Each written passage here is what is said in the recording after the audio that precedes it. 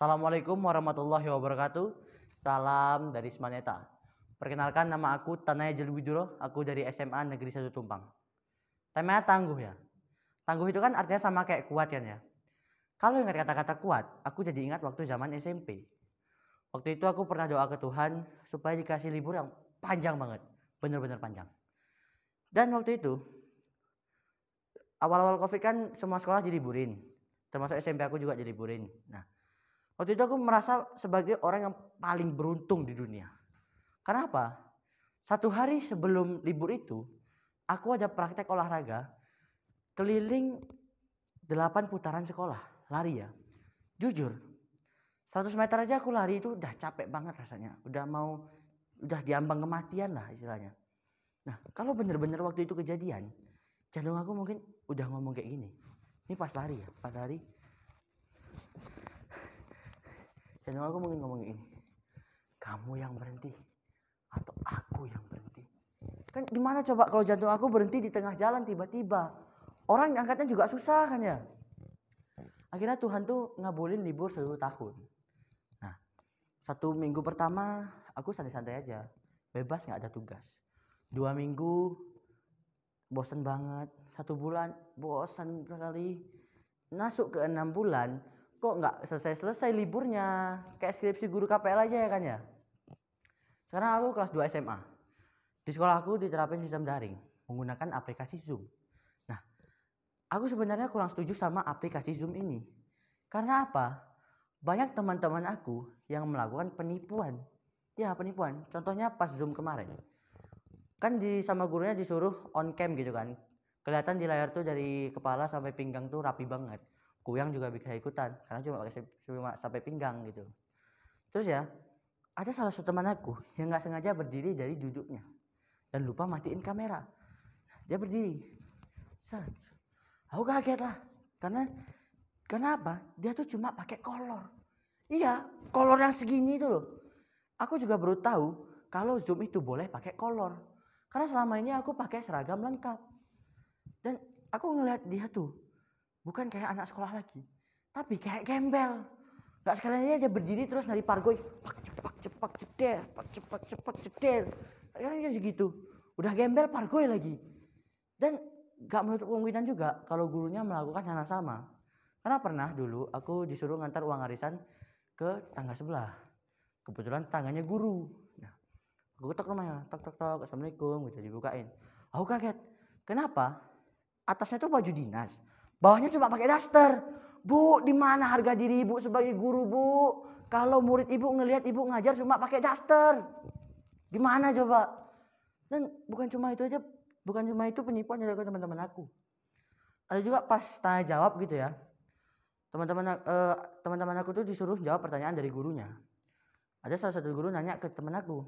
Nah, dia nanya, anggapnya namanya Revan ya. Revan, tolong sebutkan rumus algoritma. Nah, si Revan udah mulai panas dingin.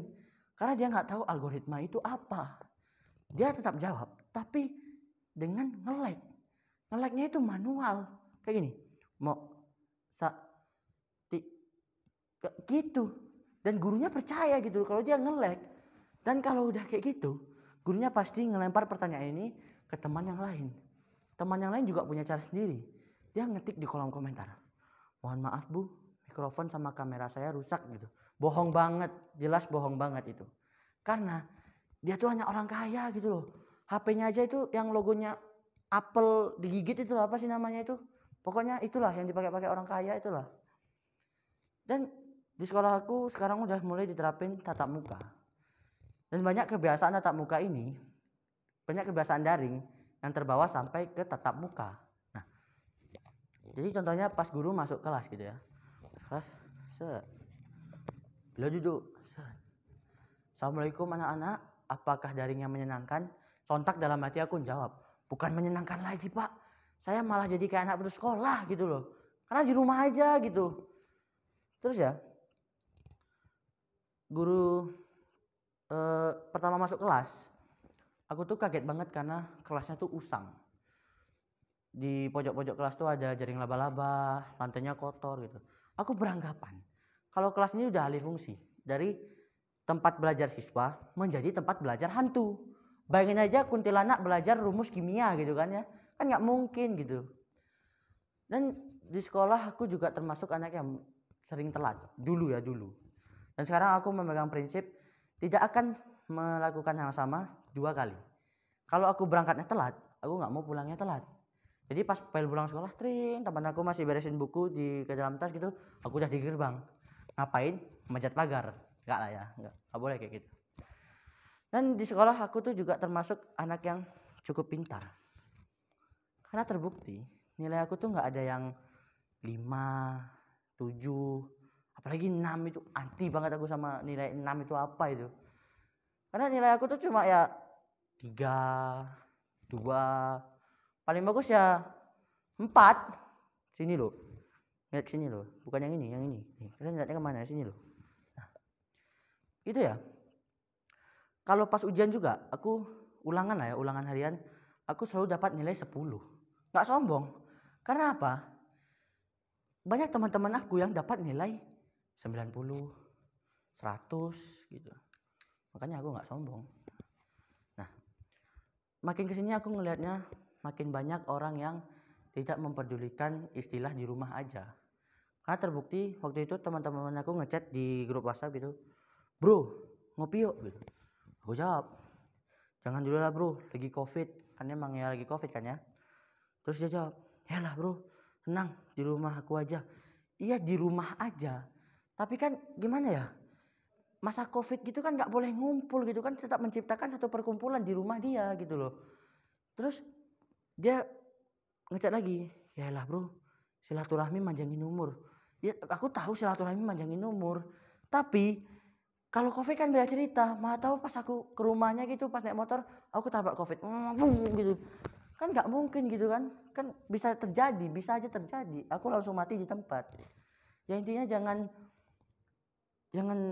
gegabah lah maksudnya ya, gimana kita tuh harus mematuhi protokol kesehatan, karena kita sebagai pelajaran tangguh harus menjadi contoh di era pandemi seperti ini gitu loh.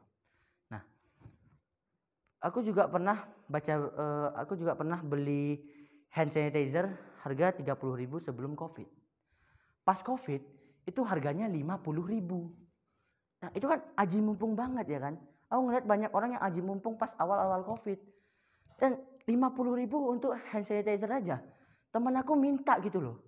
Aku jatuhnya peduli kesehatan tapi gak peduli ke pertemanan gitu loh. Gimana teman aku minta hand sanitizer gitu kan, bro minta hand sanitizer dulu dong. Gak mau aku. Karena kenapa? Cuma 50.000 cuma dikasih ke teman itu agar dia gak kena covid. Ya covid aja sekalian daripada aku ngasih hand sanitizer 50.000 gitu loh. Sayang banget gitu loh. Dan aku juga pernah baca berita gitu ya. Ada orang jual masker seharga 30 juta. 30 juta teman-teman. Nah itu mereknya juga biasa aja, bukan Supreme, LV, bukan Gucci gitu, bukan. Mereknya biasa aja yang dipakai orang-orang biasa gitu loh, yang ada SS-nya sama II-nya itu apa sih?